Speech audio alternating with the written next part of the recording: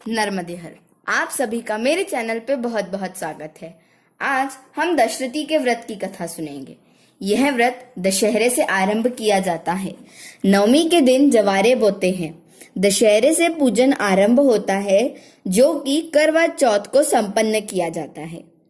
10 दिन तक 10 फूल, 10 बेलपत्र, 10 चावल और 10 गेहूं के दाने, 10 बालोर की डेठी आदि से पूजन कर रोज ही अर्घ दी जाती है। करवा चौथ पर गौरनी को भोजन करवाया जाता है और यथाशक्ति सौभाग्य सामग्री दी जाती है। गवर्नी को भी फल और कच्चे दूध का आहार ग्रहण करना चाहिए और चांद की पूजन के पश्चात पारायण करना चाहिए। तो चलिए हम हमारी आज की कथा शुरू करते हैं। एक छोटा सा गांव था। वहां एक धार्मिक परिवार रहता था। माता, पिता, 5 भाई और एक बहन। बहन का नाम वीरनबाई था। छोटे होने के साथ साथ वीरनबाई अपने 5 भाइयों और भाभीओं की बहुत लाडली बहन थी। सभी की लाडली वीरनबाई की थोड़ी सी तकलीफ भी भाइयों से देखी नहीं जाती थी। समय बीता वीरनबाई विवाह योग्य हुई तो पास ही के गांव के एक संपन्न परिवार में वीरनबाई का विवाह करा दिया। वीरनबाई की सभी भाभियां दशरथी का व्रत करती थीं। माँ ने 5 बहुओं को कहा कि अब तो वीरनबाई को भी गौरनी का निमंत्रण देना चाहिए। तो बड़ी भाभी ने वीरनबाई को अपनी गौरनी के लिए निमंत्रण दिया। वीरनबाई गौरनी के लिए एक दिन पहले ही मायके आ गईं। सुबह से दूध फल खाए, पर वीरनबाई ने इससे पहले इतना कठिन व्रत नहीं किया था, तो उनको दोपहर तक ही उनका चेहरा मुरझा गया और उनको भूख लगने लगी और कमजोरी भी आ गई।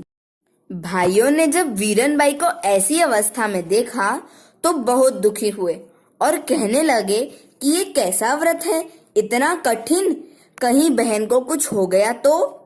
पर माँ ने कहा है कि जब तक चंद्रमा के दर्शन नहीं होंगे तब तक व्रत का पारण नहीं किया जा सकता। तो भाइयों ने एक युक्ति लगाई।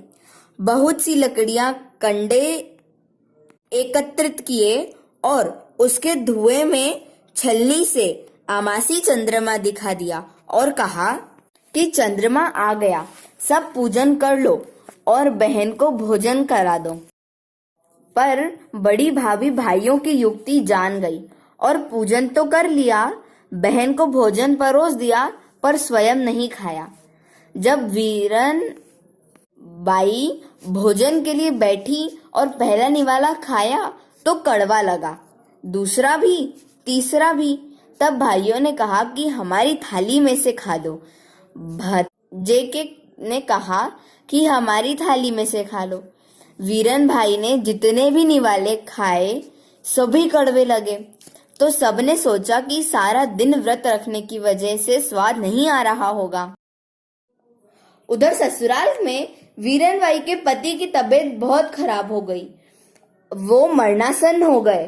तो वीरनबाई को लाने के हेतु एक व्यक्ति भेजा गया। उसने वीरनबाई के मायके आकर कहा कि आपके दामाद बहुत बीमार हैं, वीरनबाई को तुरंत मेरे साथ भेज दीजिए। सभी परेशान हो गए। माँ ने कहा कि बेटी को ऐसे कैसे विदा कर सकते हैं। उसने तुरंत भाई को वस्त्र आभूषण लाने के लिए कहा, परंतु भाई को कहीं दुकानें ही खुली नहीं मिली। जो वस्त्र मिले वो कटे फटे से, आभूषण जो मिले वो बेजोड़ चूड़ियां थी और टूटी बदरंग। भाई निराश होकर घर लौट आया।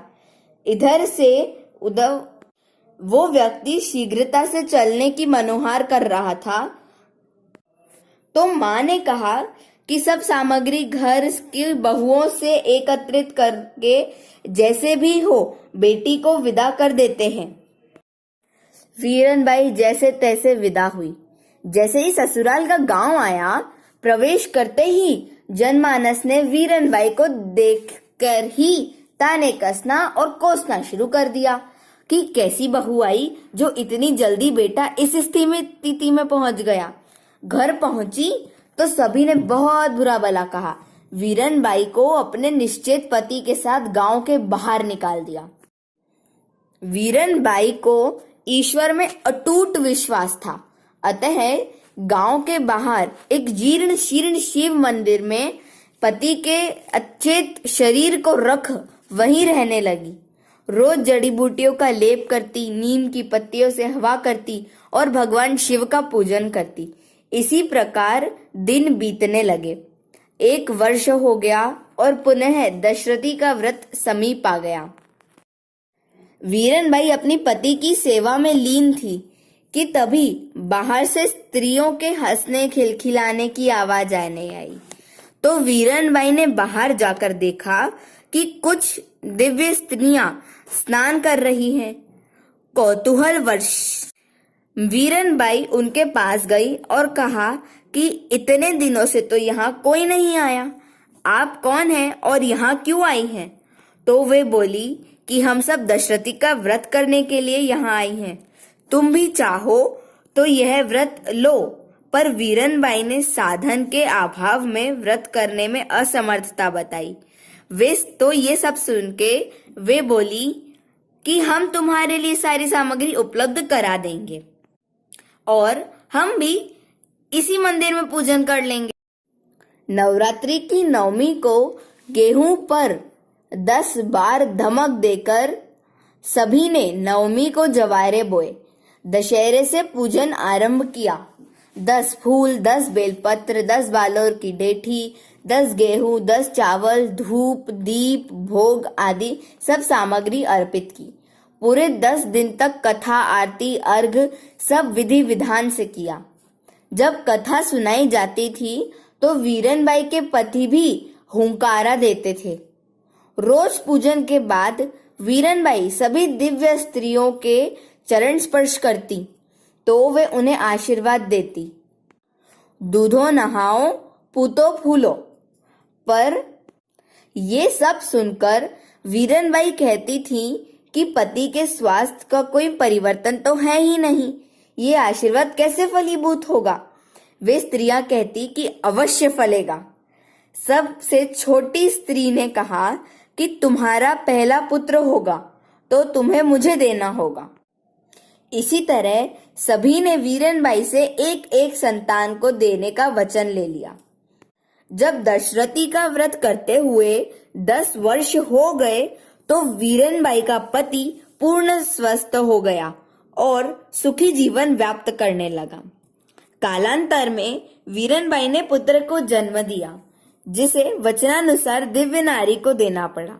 इसी प्रकार एक एक करके 8 संतान वीरनबाई ने उनको दे दी और वे बहुत दुखी हो गई। तब सबने बड़ी जो अप्सरा थी उसने कहा कि तुम अप्सराओं से विनती करना कि एक संतान को तुम्हारे पास रहने दे। तब उन अप्सराओं ने वीरनबाई की बात स्वीकार कर ली। जब वे जाने लगी तो योजना अनुसार वीरनबाई ने बालक की नाक दबा दी। बालक रोने लगा तो सभी ने पूछा कि बालक क्यों रोता है? तो वीरनबाई ने कहा कि ये इसीलिए रोता है कि इसका कोई भी भाई बहन इसके साथ नहीं है, इसके साथ कौन खेलेगा? तब सभी अप्सराओं ने वीरनबाई की सारी संतानें वीरनबाई को लौटा दी और आशीर्वाद देकर पुनः अपने लोक चली गईं।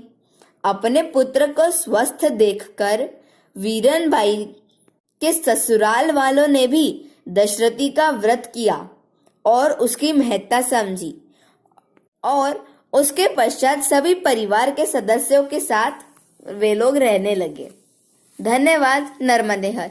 हमारी आज की कथा यही समाप्त होती है।